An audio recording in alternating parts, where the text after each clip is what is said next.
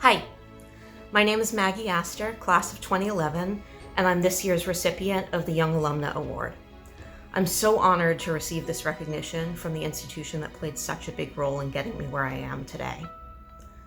I'm a journalist at the New York Times. My journey there began minutes after commencement, when I had to run back to my room, throw every physical remnant of my time at Barnard unceremoniously into my dad's car, and rush to Penn Station to catch a train for an intensive week-long copy editing program, a prerequisite for a summer internship at the Times.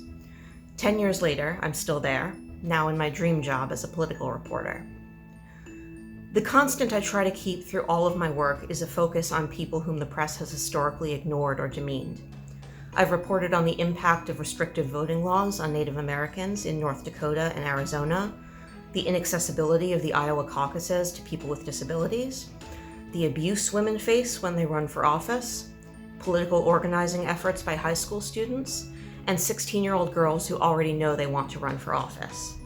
One of them told me that she would say that she wanted to be the first woman elected president, but, quote, "I hope it doesn't come to that because I'm not eligible to run until 2040. I wouldn't be surprised if she ended up at Barnard. When I first stepped onto campus in August 2007, I knew I wanted to be a journalist. Barnard showed me what kind of journalist I wanted to be, and that I could be.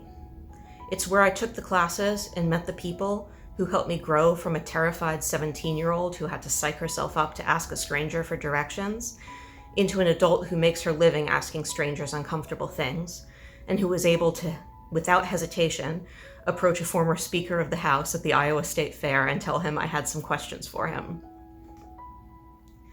One of the best pieces of advice I've ever gotten is not even really advice at all.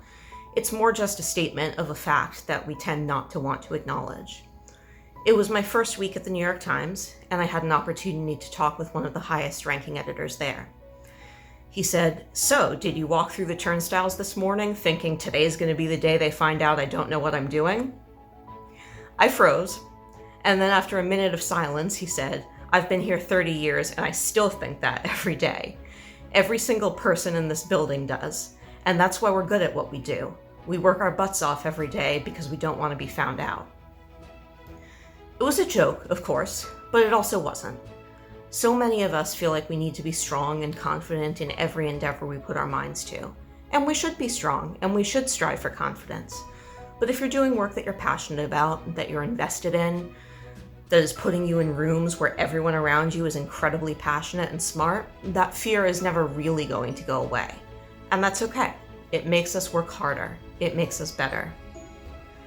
I'm so sad not to be together in person today with so many people who helped me get here, but I'm grateful for this recognition and for the chance to talk to all of you in some form. Thank you.